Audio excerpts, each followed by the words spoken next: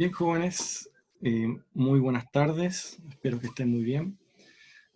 Hoy día vamos a continuar entonces con lo que corresponde a la segunda parte de la sesión que iniciáramos el lunes pasado.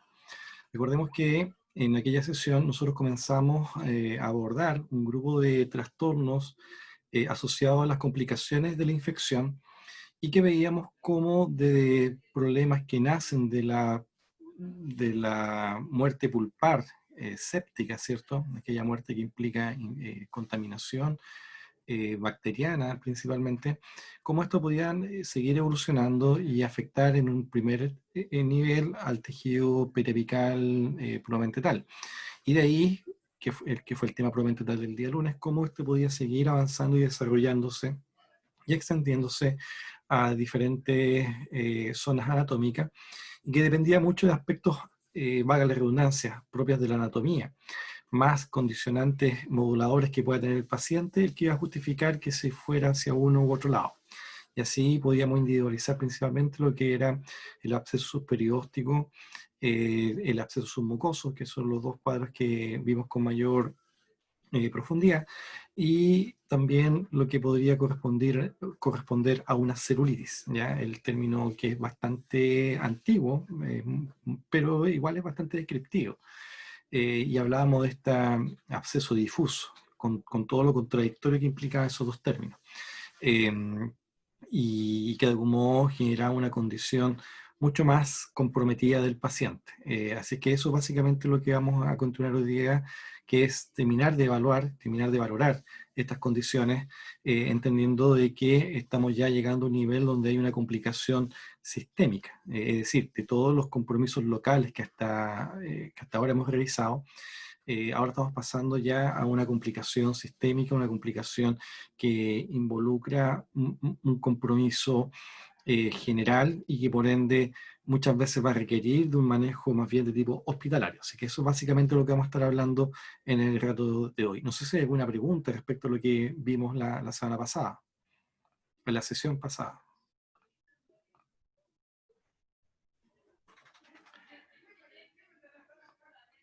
Vamos a seguir avanzando entonces de acuerdo a lo que teníamos nosotros contemplado. Cualquier cosa nos lo hacen saber nomás. Este fue el inicio de la presentación de la sesión del lunes pasado y llegamos hasta por acá, ¿cierto?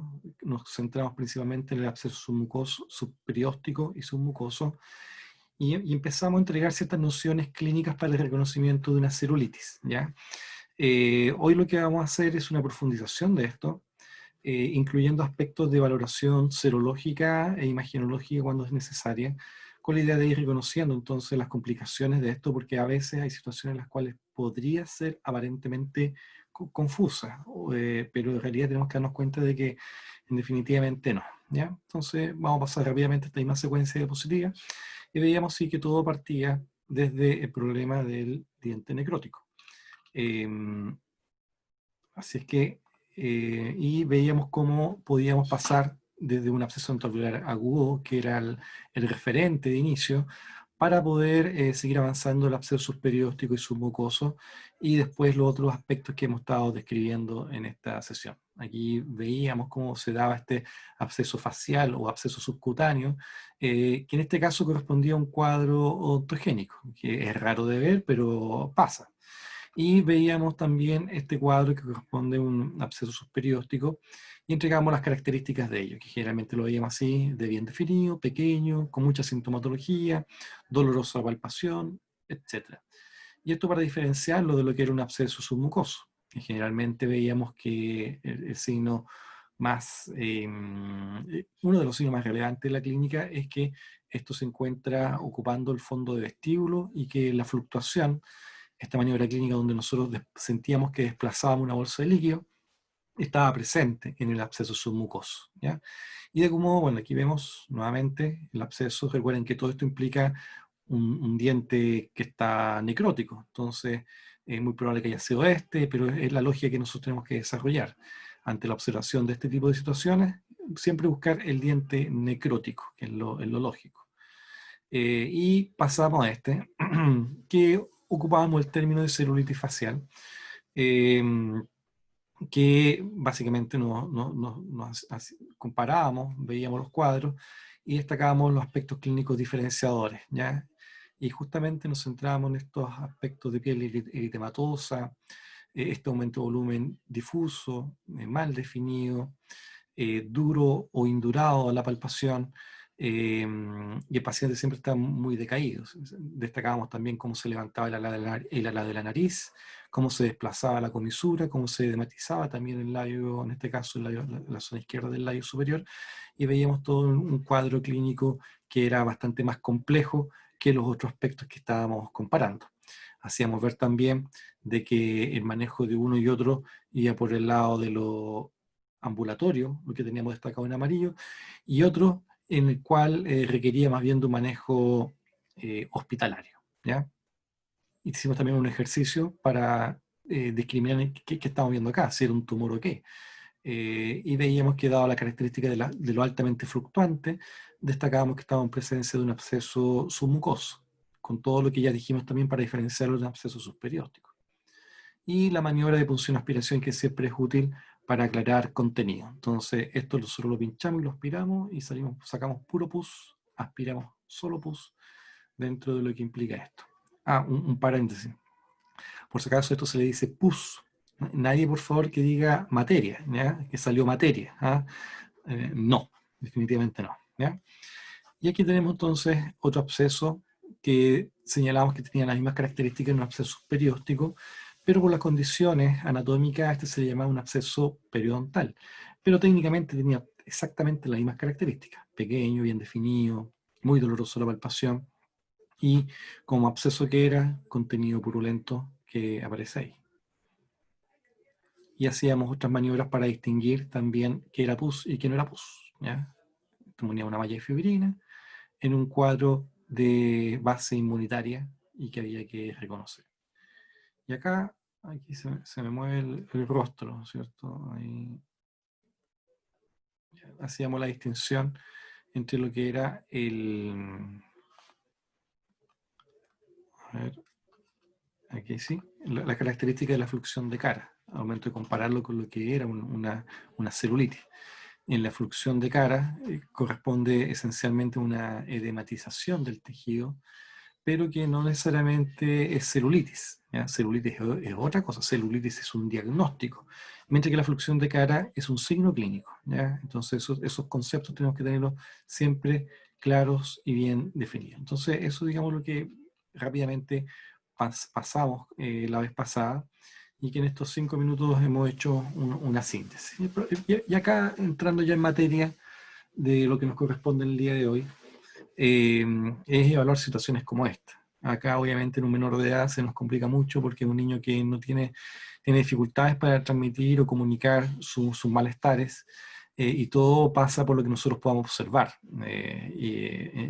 Quizás podríamos también pesquisar antecedentes como el tiempo de evolución, le preguntamos a la familia cómo amaneció, si estuvo así todo el día, cuánto tiempo lleva en esta situación.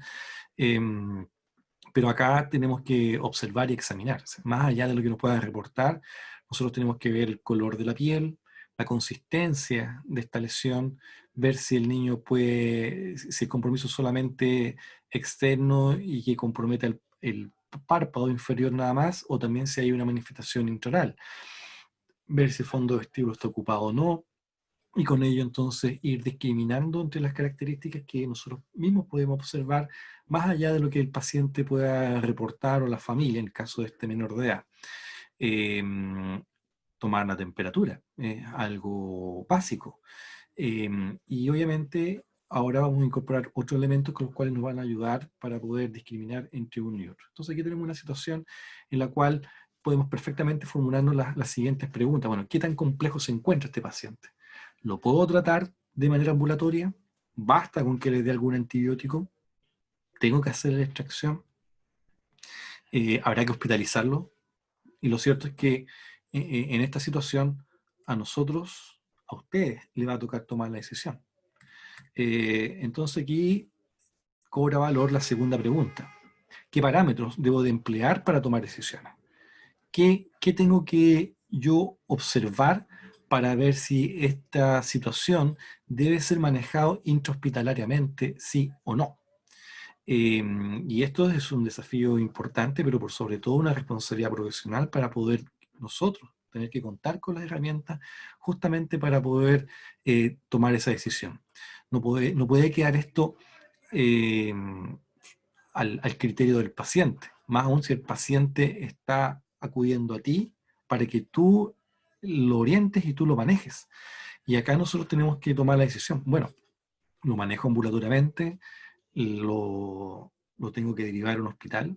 ¿Qué hago? ¿Qué parámetros debo emplear? Bueno, y ahí la última pregunta, ¿cierto? ¿Qué debo hacer? Entonces, esta situación puede ser tan válida como una situación como esta, un menor de edad, como puede ser en un absceso que estamos viendo cutáneo, muy, muy grande, ¿cierto?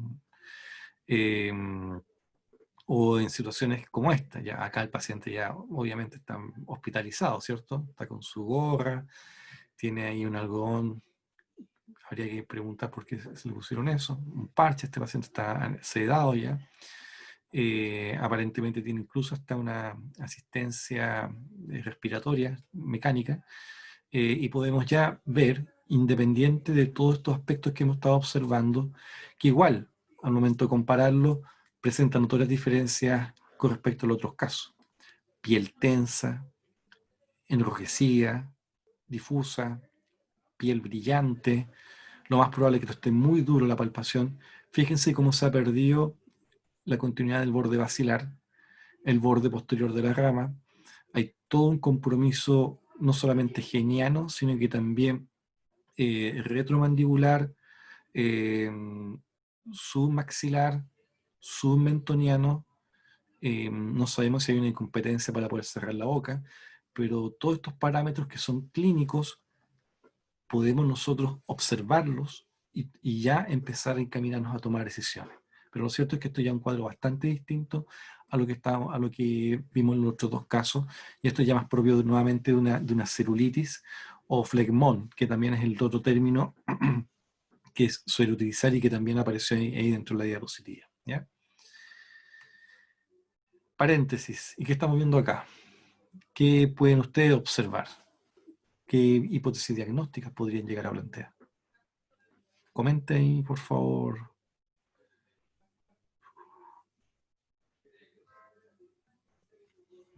Tengo perdido acá. Aquí sí. ¿Alguna hipótesis, jóvenes?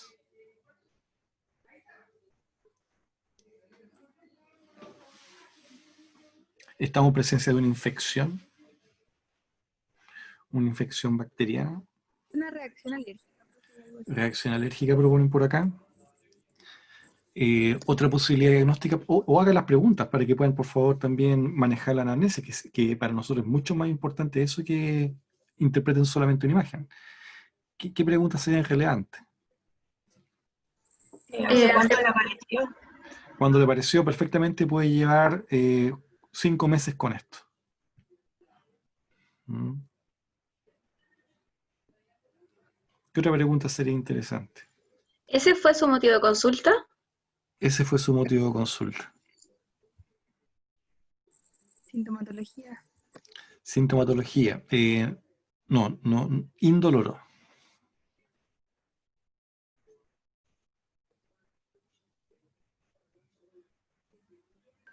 Como que si le pasó algo para que le apareciera.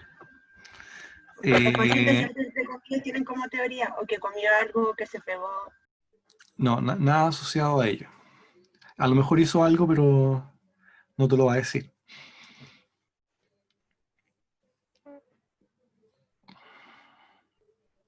Eso tiene como pinta de como de papiloma. Ya, ¿podría decirlo de una forma más técnica, por favor?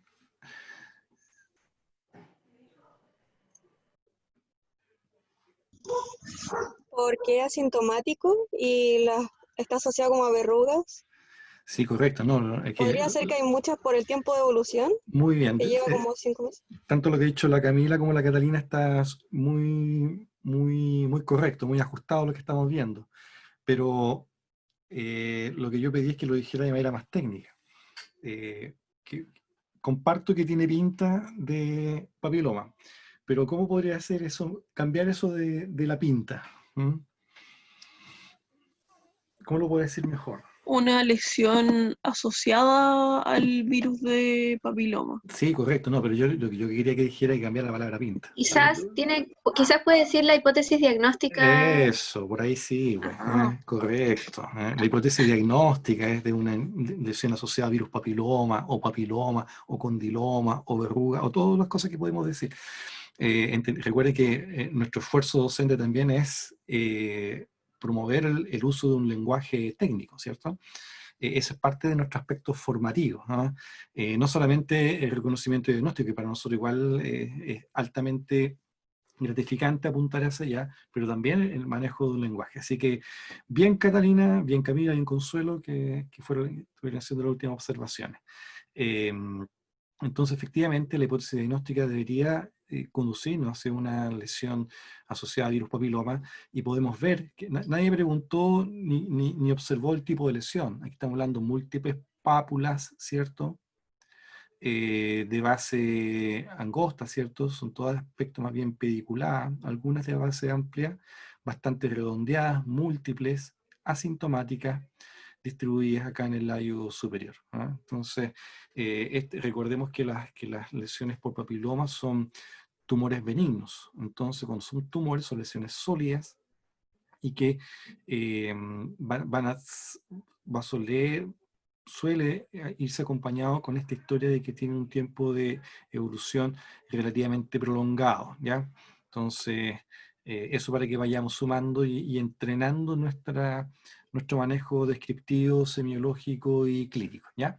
Así que eso. ¿Qué tiene que ver con el capítulo de hoy? Nada, ¿no? Lo que pasa es que uno no agenda los días lunes infecciones y los días viernes papiloma, no es así la vida. A las 3 te llega un paciente, y a las 4 te llega otro paciente y tienes otro diagnóstico. Y a las 5 tienes un paciente con caries, y a las 6 tienes que hacer una trepanación, y a las 7 tienes que evaluar una lesión de tejido blando. Entonces uno tiene que estar permanentemente preparado, es un siempre listo, ¿ya? Así que, bien, este era un paréntesis. Bueno, y entonces, ¿qué tenemos? Y volvemos a la síntesis, de los 3 casos que estábamos tomando como referencia. Y si ahora empezamos a ver con detención productos que estamos comentando, obviamente es necesario describir, observar, palpar, tocar, ver qué tan comprometido está, tomar la temperatura, y empezar entonces a reconocer de que hay aspectos a observar, aspectos clínicos que preguntar también, y ahora justamente vamos a empezar a profundizar en los restos de los parámetros que tenemos que observar, ¿ya? Y en cuanto a esto de los otros aspectos, en cuanto a esto de los parámetros que tenemos que observar, nos referimos principalmente al apoyo de exámenes complementarios y maniobras de examen que tenemos que desarrollar también para poder completar la valoración de estos pacientes. En este momento es de suyo relevante que nosotros entendamos que estos pacientes que pueden tener un compromiso local, como vemos acá, o estos 2 pacientes de los extremos que pueden tener un compromiso sistémico, el compromiso sistémico no va por una pregunta y nada más. No es preguntarle cómo se ha sentido, ¿no? No me he sentido mal, estoy comprometido sistémicamente. No he tenido fiebre, entonces estoy comprometido sistémicamente. No, hay que evaluarlo y hay que reunir una serie de parámetros que son los que nos interesa a nosotros ir compartiendo y observando en esta sesión del día de hoy, ¿ya?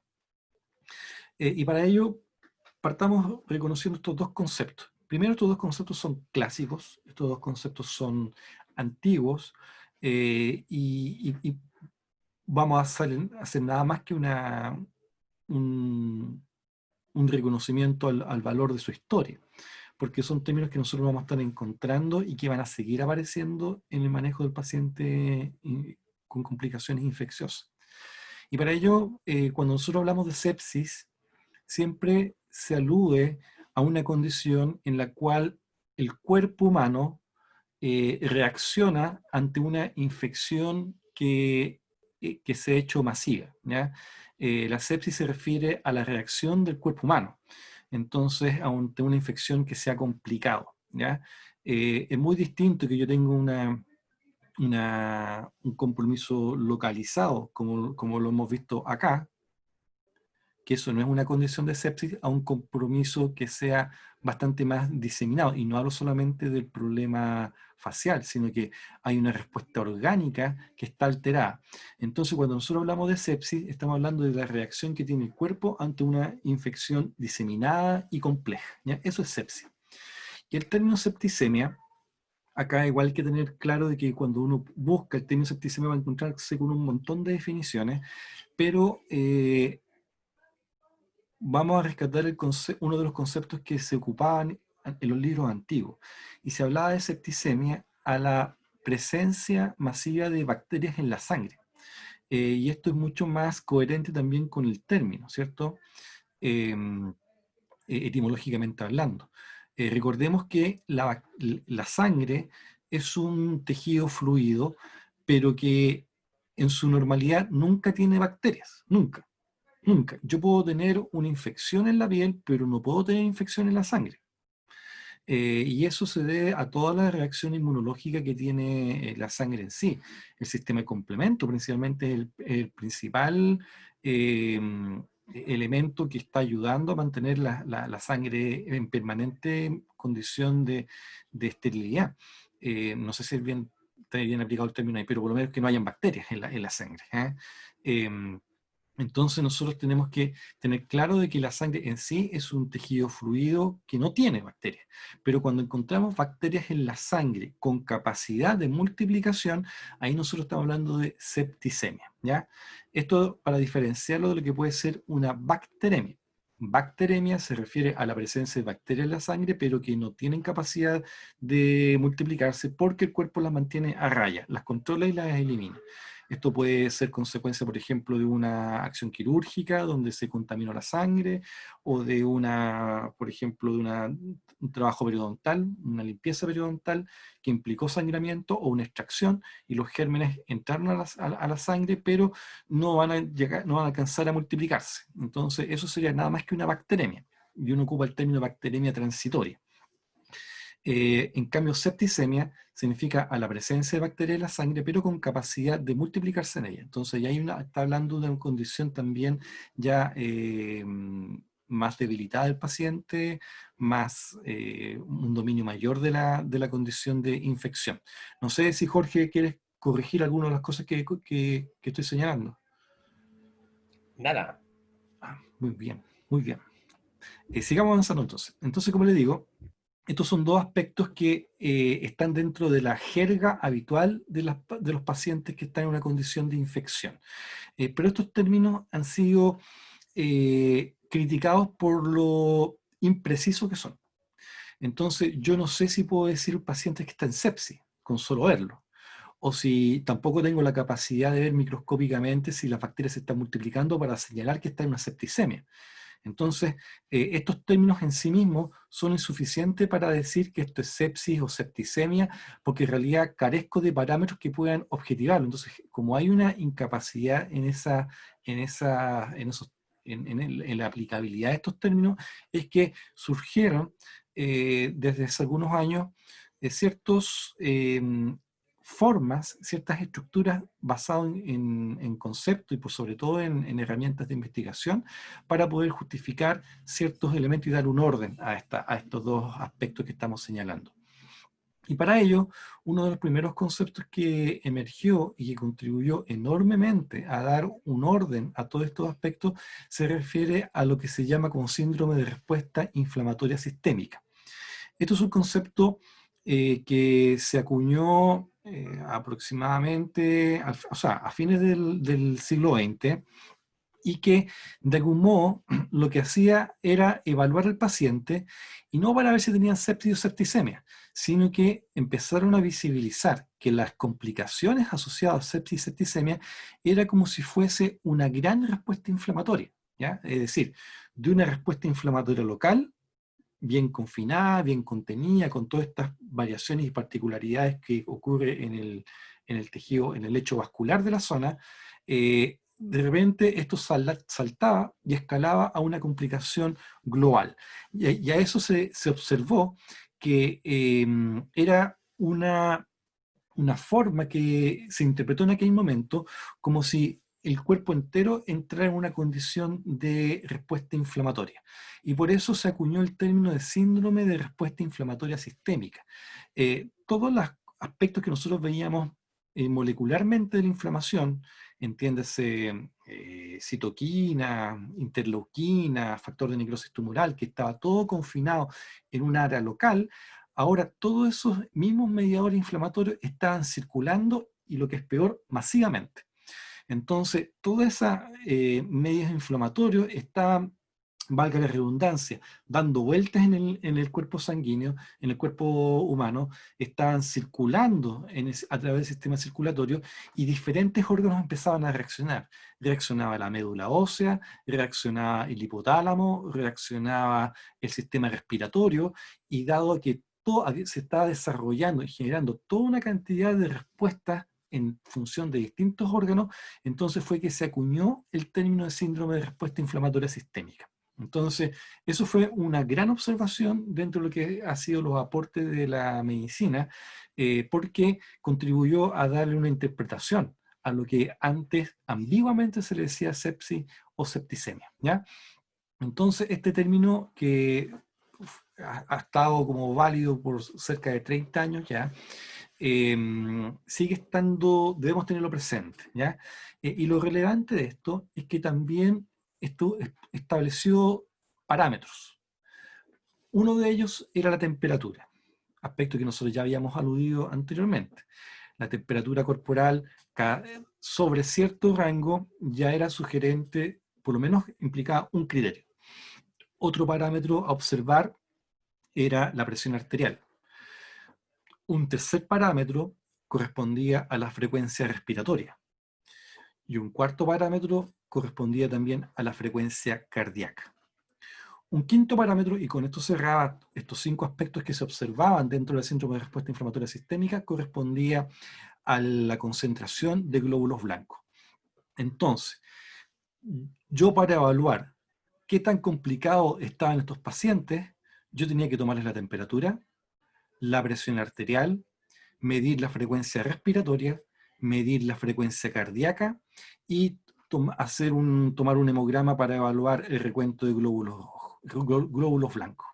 Entonces, dependiendo si tenía a lo menos 2 de estos parámetros, ya era sugerente de que podría estar en presencia de un síndrome de respuesta inflamatoria sistémica. No era suficiente solo la fiebre. No era suficiente tener solamente alterada la frecuencia respiratoria. Debería haber a lo menos uno u otro más presente ahí en la indagatoria. Entonces, como ven... Doctor, Sí.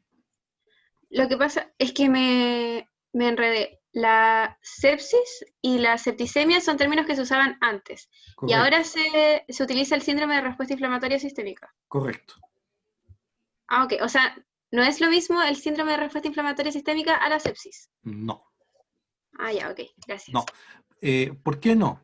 Ojo, que lo que busca este síndrome de respuesta inflamatoria sistémica es crear parámetros objetivos para poder reconocer bien si estamos en sepsis o no, ¿ya? Entonces, ¿por qué digo que no? Porque el síndrome de respuesta inflamatoria sistémica no se define como sepsis.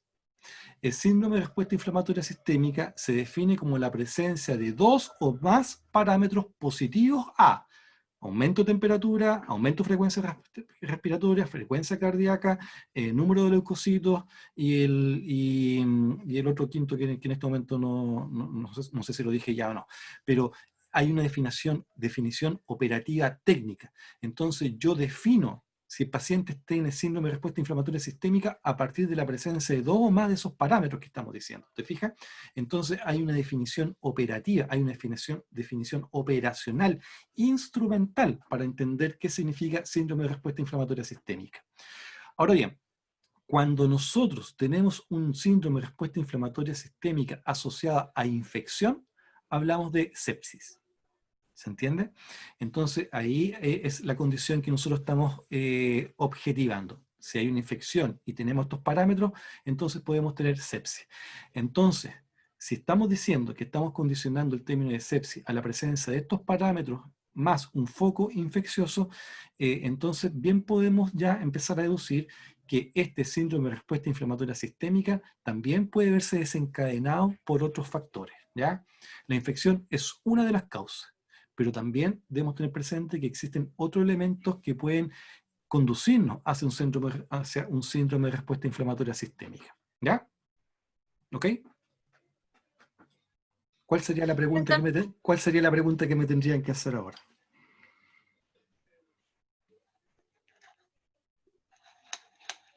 Acá es la pregunta. Bueno, la pregunta que deberían ser, ¿qué otras condiciones sistémicas pueden conducirnos hacia el síndrome de respuesta inflamatoria sistémica? Pero si no me la preguntan, no la contesto. ¿Qué otra pregunta tienen jóvenes? La que dijo usted. ¿Qué otro? No, pero dígalo usted, porque yo quiero que lo diga usted. Ok. ¿Qué otros? ¿Puede ser síndromes o síntomas? No. ¿Qué otras condiciones sistémicas? ¿Qué otras Otras condiciones condiciones. sistémicas? Sí, eso. ¿Qué otras condiciones sistémicas pueden derivar en el síndrome de respuesta inflamatoria? Qué buena pregunta, muy bien. ¿Qué otras situaciones pueden apuntar ellos? Por ejemplo, el politraumatizado, una persona que tiene un accidente, por ejemplo, vehicular, o que está siendo maltratado, pero físicamente en una situación severa y aguda, son situaciones que nos pueden llevar a un síndrome de respuesta inflamatoria sistémica. También el gran quemado. Un gran quemado también puede conducirse al síndrome de respuesta inflamatoria sistémica. Una persona que tenga un shock cardiogénico también puede conducirse al síndrome de respuesta inflamatoria sistémica, y también las personas que pasan por un cuadro de shock anafiláctico, ¿ya?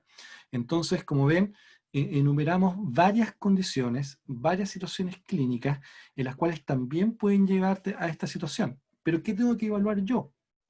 La presión arterial, la frecuencia cardíaca, la frecuencia respiratoria, la temperatura corporal y el número de glóbulos blancos. ¿Se entiende? Entonces, con ello nosotros vamos a ver. Y retomando entonces al término inicial, si es por un foco infeccioso, entonces hablamos de sepsis. ¿Se entiende? Pero es un concepto de sepsis reinterpretado y revalorado desde la pesquisa de parámetros objetivos que nos entrega este concepto. O sea, ese es el valor de este concepto, ¿ya? Y hablamos de shock séptico cuando el paciente tiene condiciones entra en condiciones de shock. Shock significa hipoperfusión de los órganos importantes. Entonces, cuando hablamos de hipoperfusión, estamos hablando de que los órganos no están siendo bien irrigados.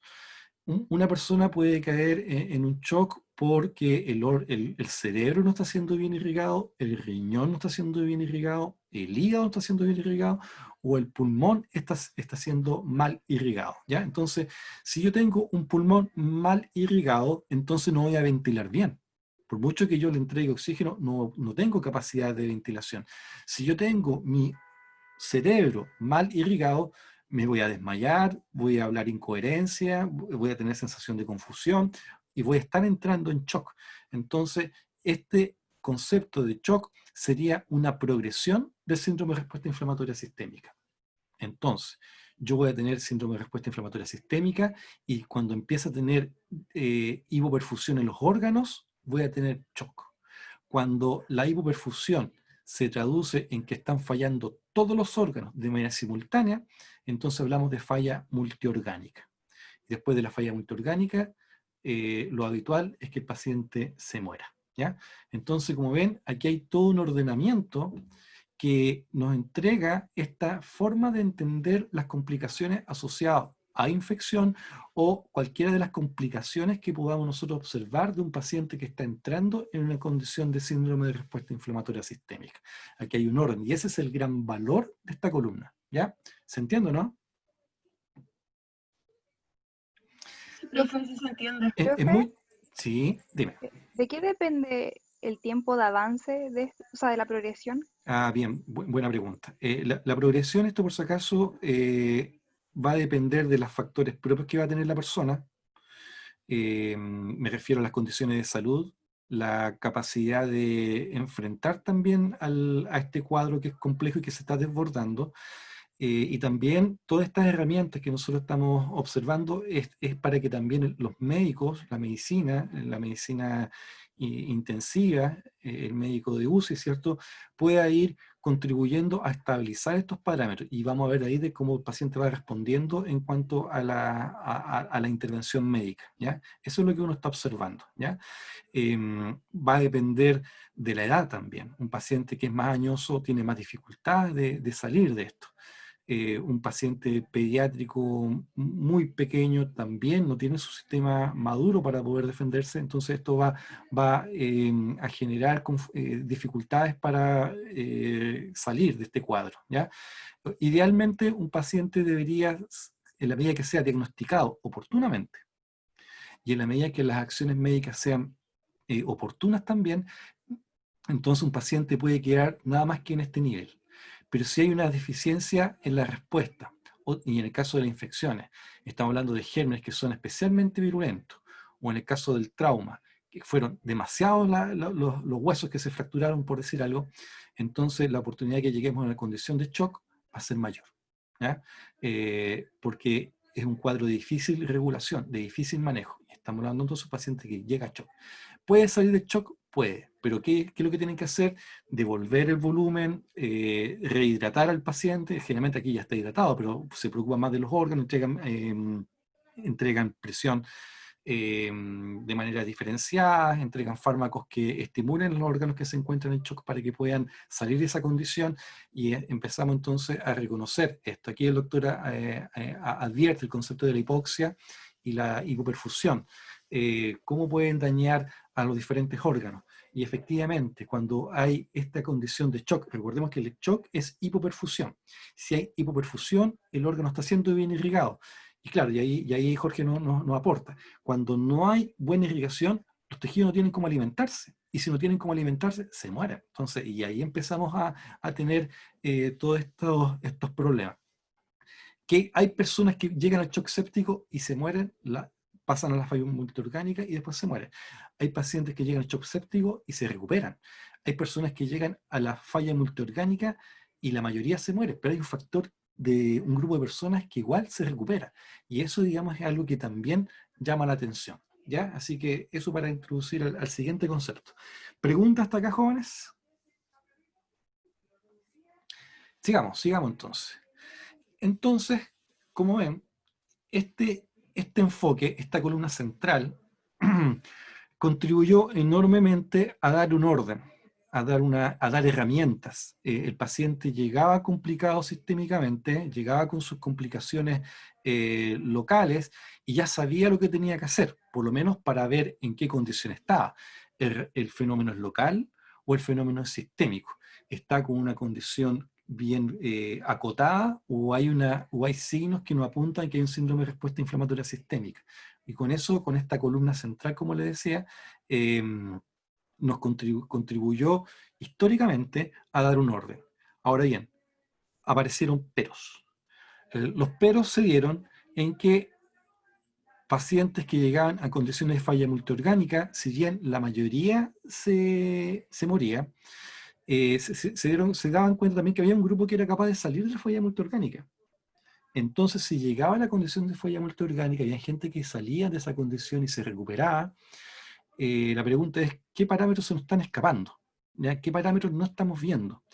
Y a su vez, personas que en rigor no tenían ningún signo, ninguno de los parámetros de síndrome de respuesta inflamatoria sistémica, llegaban a falla multiorgánica. Y entonces, la pregunta que se hacían, bueno, hay algo que se nos está escapando, hay algo que no estamos viendo.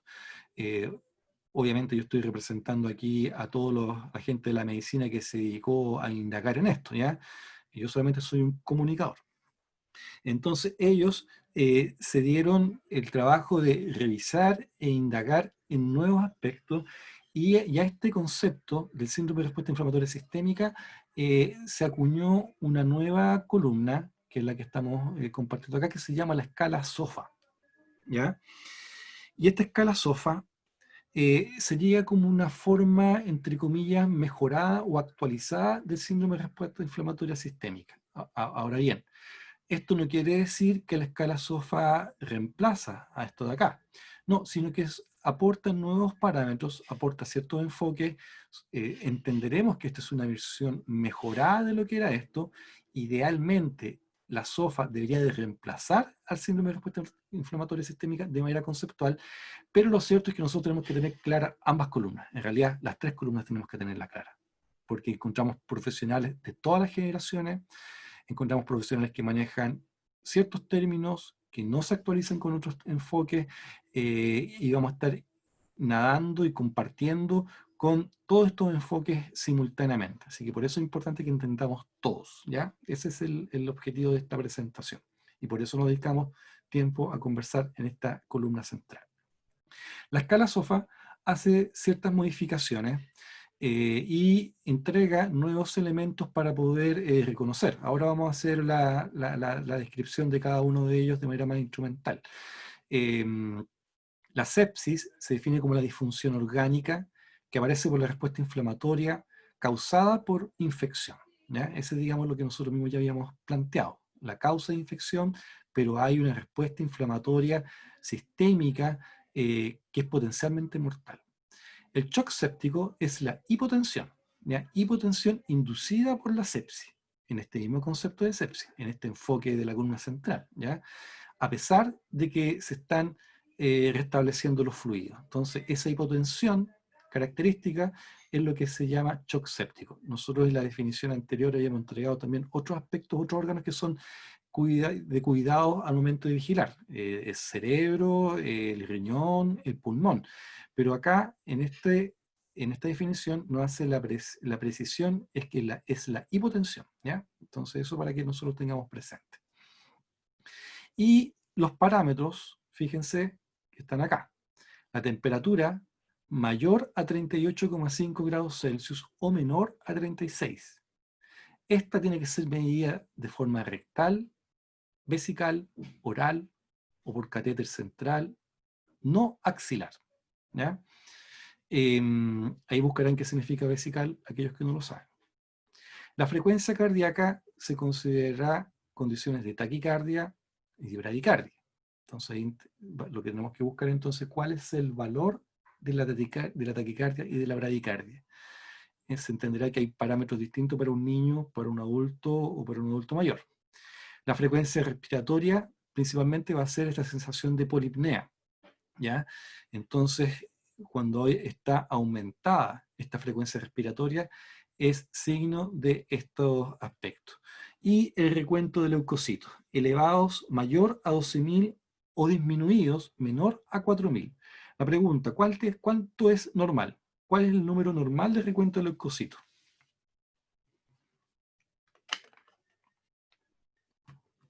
Esas cosas tienen que fluir, por si acaso. Siempre hay un rango de normalidad, pero hay un número que es de referencia, que se refiere al 7.000, ¿cierto? Ese es el número de referencia. Entonces, cuando nosotros hablamos de mayor a 12.000, lo que está diciendo, la interpretación que estamos haciendo, es que los mediadores inflamatorios están estimulando a la médula ósea a que produzca más glóbulos blancos. Dada la reacción inflamatoria sistémica, entonces hay una estimulación a la producción de leucocitos. Por eso ocurre esta leucocitosis. En el caso de los disminuidos, generalmente esto ocurre en momentos tempranos. ¿Por qué en tiempos tempranos ocurre esto? Porque los leucocitos que están disponibles rápidamente son reclutados por condiciones inflamatorias. Entonces son sacados del intravascular al extravascular y por eso se genera una disminución. Pero esta disminución suele ser transitoria y en los primeros momentos. Lo que se suele observar principalmente son las leucocitosis, ¿ya? Por valores mayor a 12.000, ¿ya? Y otro parámetro es menor al 10% de los neutrófilos inmaduros. Dos de estos cuatro criterios, que son criterios de fácil observación, temperatura, frecuencia cardíaca, frecuencia respiratoria, y del leucocito, nos pueden nosotros indicar que hay una situación de síndrome de respuesta inflamatoria sistémica o SIRS, que son las siglas que se ocupan. Yo también había descrito la observación de la presión arterial de oxígeno o de CO2. Y eso también es un parámetro que se observa, pero es difícil de medir en lo inmediato. Entonces, por lo mismo, en esta tabla se consideran estos 4 que son de fácil medición, ¿ya? Si no tienen la herramienta en cuanto a cómo medir la presión arterial de oxígeno, entonces ahí se dificulta el parámetro. Pero con estos otros 4 sí podemos tener la claridad de ello, ¿ya? Así es que ello es relevante con este criterio que hemos estado viendo acá. Nosotros acá, por ejemplo, si revisamos esto, si nosotros tenemos presente esa tabla y revisamos acá, si vemos a la persona con con sudoración, con su ventilación agitada, respiración agitada, que habla incoherencias o no se siente bien sistémicamente y tomamos la temperatura, en realidad estamos observando una persona que se encuentra en síndrome de respuesta inflamatoria sistémica. Eso es, digamos, lo que aporta esta tabla. En esta parte de acá muestran los parámetros de taquicardia y bradicardia según edad, pensando en menores de edad. Dado que los parámetros cambian en un recién nacido o en un preescolar o escolar. Generalmente nosotros vamos a estar viendo niños de acá, preescolar, escolar y adolescente. Quienes trabajen en atención primaria van a verse enfrentados en esta situación.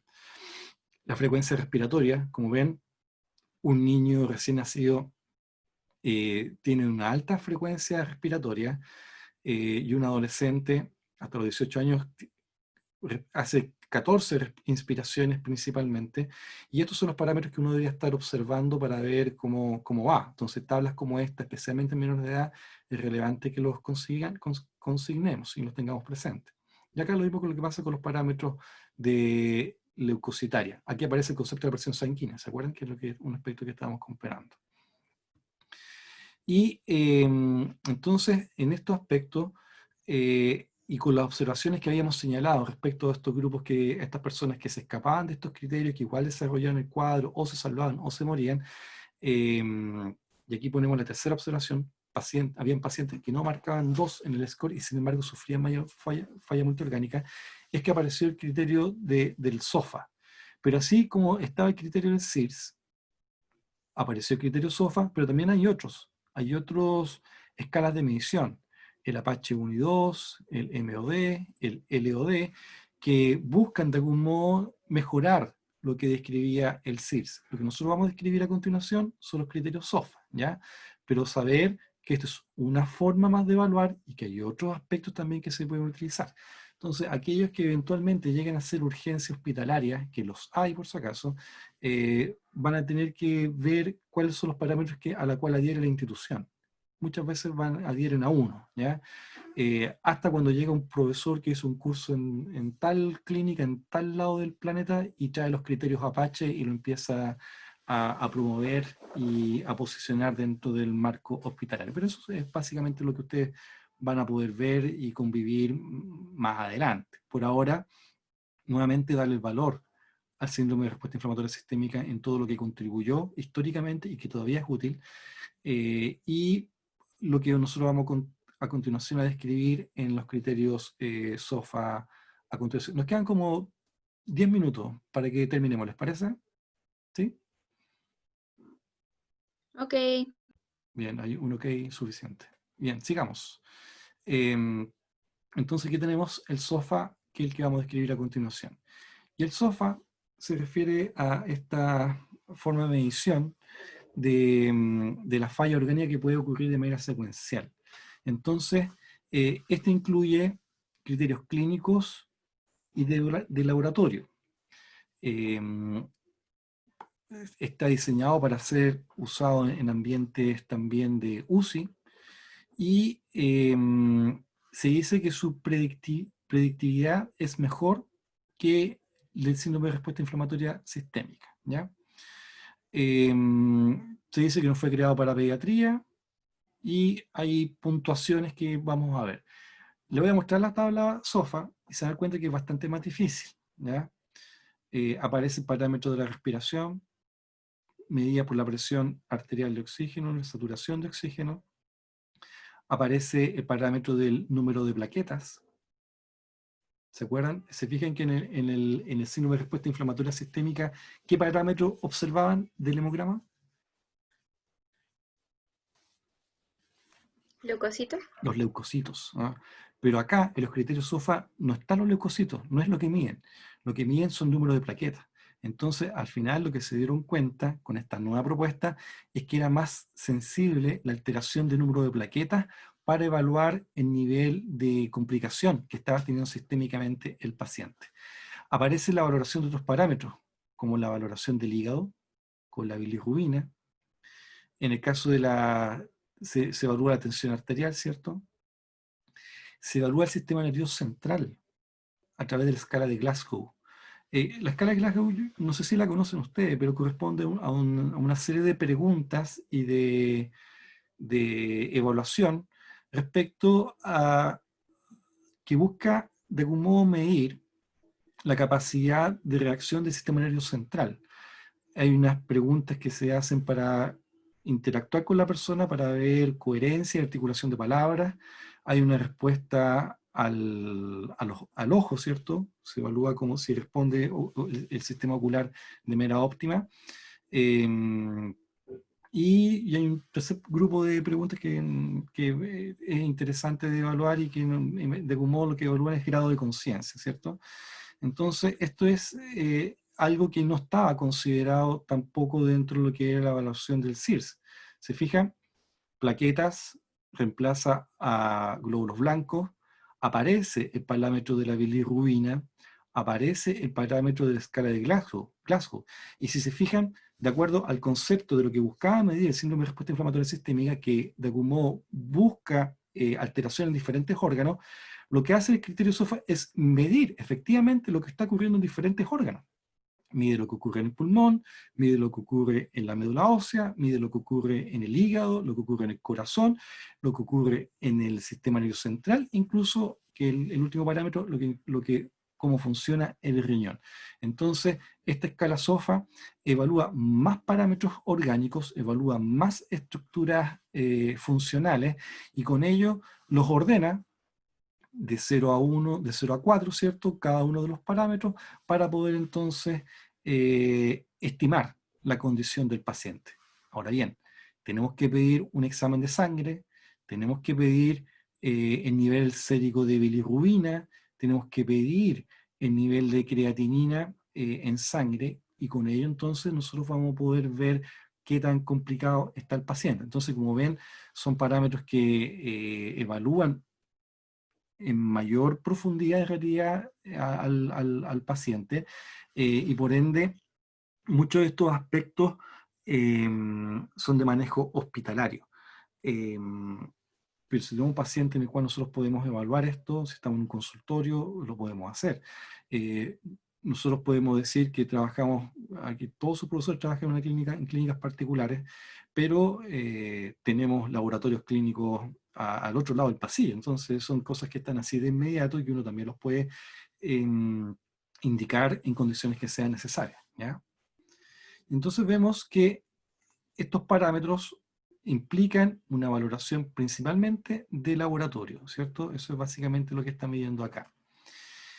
Entonces se ideó el concepto del Quick SOFA, que es una evaluación rápida de la misma escala SOFA y que permite ser evaluado en ambientes clínicos, ¿ya?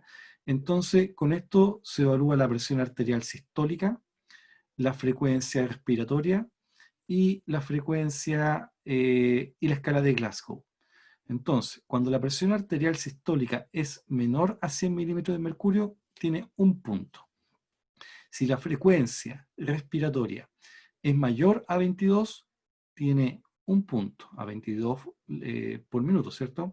Y si la escala de Glasgow, que evalúa alteración de conciencia, es menor o igual a 13, entonces tiene un punto. Cuando tiene 2 puntos de estos 3 criterios, entonces se dice que ya puede tener los criterios SOFA y por ende tiene que ser derivado y ser evaluado completamente para ver qué tan complicado está el paciente. ¿Se fijan? Entonces aquí el Quick SOFA es algo que nosotros podemos usar, podemos ocupar nuestra propia clínica para ver qué tan complicado está nuestro paciente. Para ello tenemos que tener entonces la máquina para tomar la presión, un reloj para medir la frecuencia respiratoria y saber de qué se trata el cuestionario de escala de Glasgow, ¿ya? Entonces, aquí vemos lo que evalúa Glasgow, que esto debieron haberlo visto en primer año. La apertura ocular, como si responde espontáneamente, si a la voz, al dolor, etc. Entonces, y la gente se entrena en esto y va cuantificando. La respuesta motora, si es normal, si es localizada al tacto, si es al dolor, flexión anormal, extensión anormal o ninguna.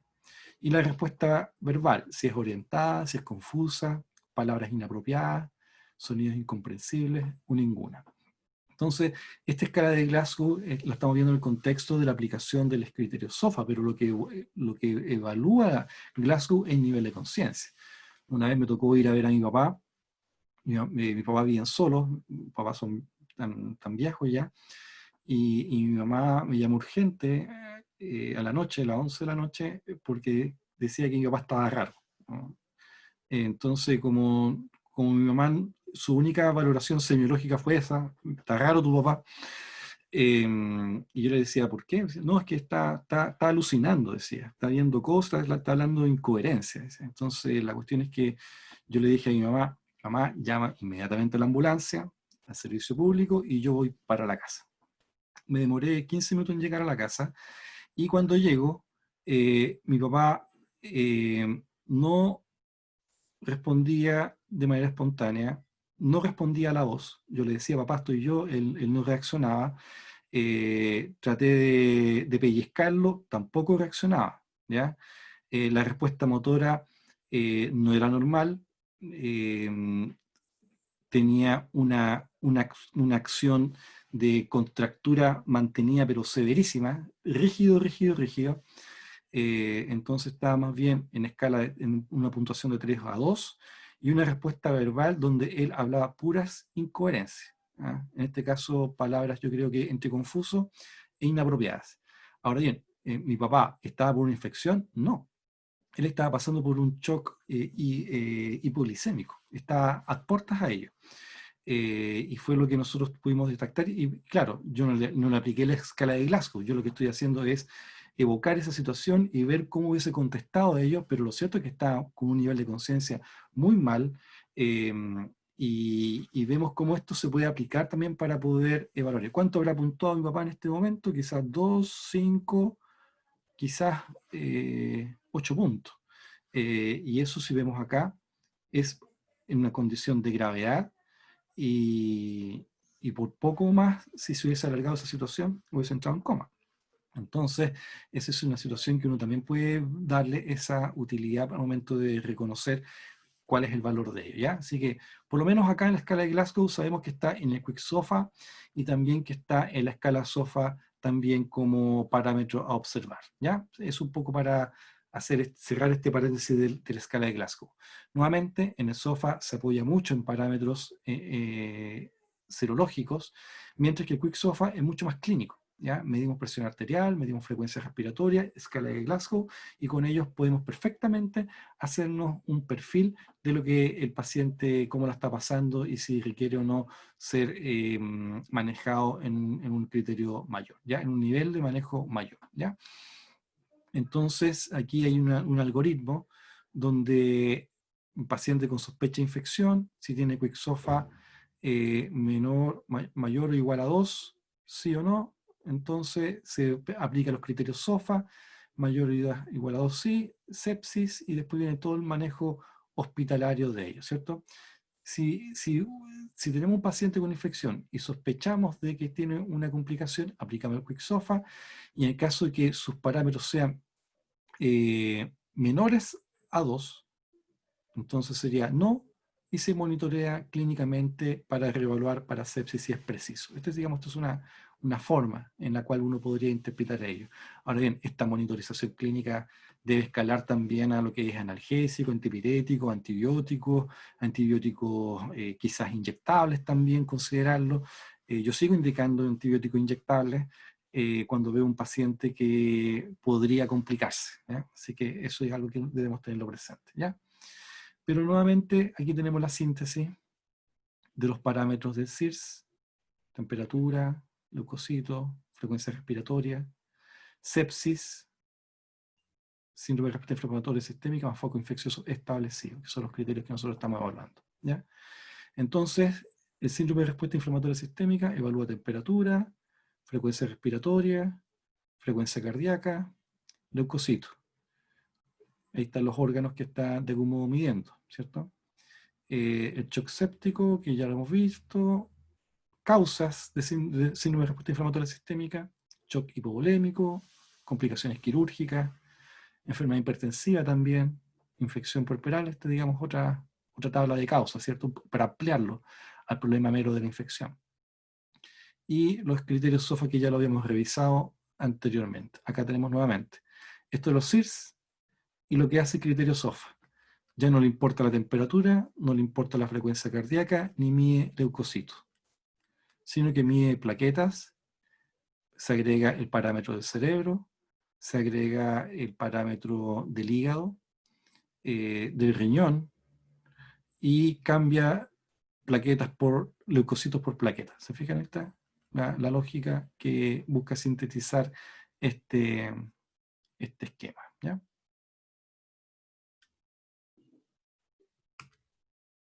Entonces, ¿qué tan complejos se encuentran? ¿Qué parámetros debo emplear para tomar decisiones? ¿Qué debo hacer? Digamos, debería, con lo que hemos conversado ahora, deberíamos de empezar a ejercitar en torno a ello.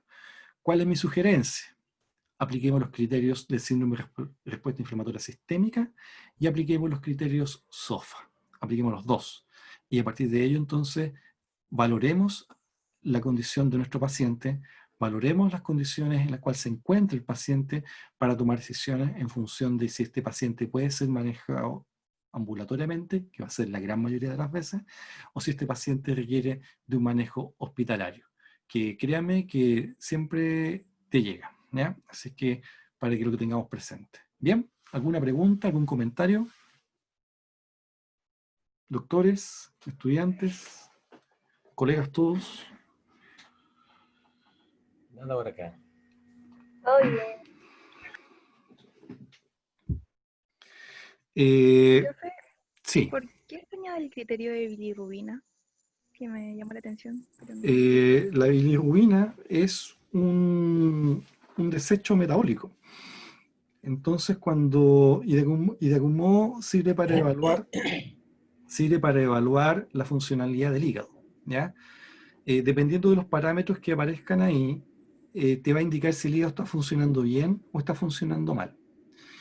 Hay otro parámetro también que es interesante, que corresponde al de creatinina, que se ocupa para evaluar función renal. Revisen cuánto debería ser el valor normal de creatinina en la sangre. Si lo revisan ahora, ponen valor normal de creatinina, el valor tiene que ser 0. Uno normalmente no debe tener creatinina en la sangre, la creatininemia. Si yo tengo mi cuerpo funcionando bien, la creatininemia debería ser 0 o tendiente a 0, o muy próximo a 0. Pero si empieza a aumentar a parámetros de 1,2, 1,9, 2, 3,4 miligramos por decilitro, entonces significa que mi riñón no está funcionando bien. Si te fijas, ocupo parámetros serológicos para evaluar funciones orgánicas de otras estructuras. La bilirrubina se ocupa para evaluar hígado, la creatinina para evaluar función renal, ¿ya? No veo el hígado, no veo el riñón. Lo que veo son su funcionalidad a través de la evaluación de estos parámetros. ¿Bien? Sí, gracias, profe. Bien, pues. Estas cosas, como ven, son de manejo de paciente infeccioso complicado. Nosotros manejamos mucha infección y por ende tenemos que tener presente estos parámetros, esta secuencia. Nosotros para las pruebas siempre trabajamos en base a casos clínicos, tomamos como referencia cierta historia y entregamos ciertos signos nomás. Y ustedes tienen que, y pedimos, bueno, ¿y usted qué hace? Esa es la pregunta de la prueba. ¿Qué hace usted? ¿Mm? Y el que hace usted pasa por completar las etapas del método. Completo las anamnesis, completo las preguntas, pide los exámenes complementarios, porque al final se dan cuenta que decir síndrome de respuesta inflamatoria sistémica es un diagnóstico. Entonces, como es un diagnóstico, yo tengo que pasar las etapas del método. Los exámenes complementarios ya dijimos cuáles eran los exámenes. Si digo que cumple los criterios SOFA, es una condición diagnóstica. ¿Cómo llegaste a esa condición diagnóstica? Cumpliendo toda la etapa del método, pidiendo los exámenes complementarios pertinentes, y con ello entonces tienes los criterios para decir que el paciente se encuentra con SOFA comprometido, ¿ya? Así que eso para que lo vean y lo vayan viendo así. Así que vamos a subir también un par de preguntas de casos de referencia para que dispongan de ello para su entrenamiento, ¿ya? Bien, jóvenes, ¿más preguntas?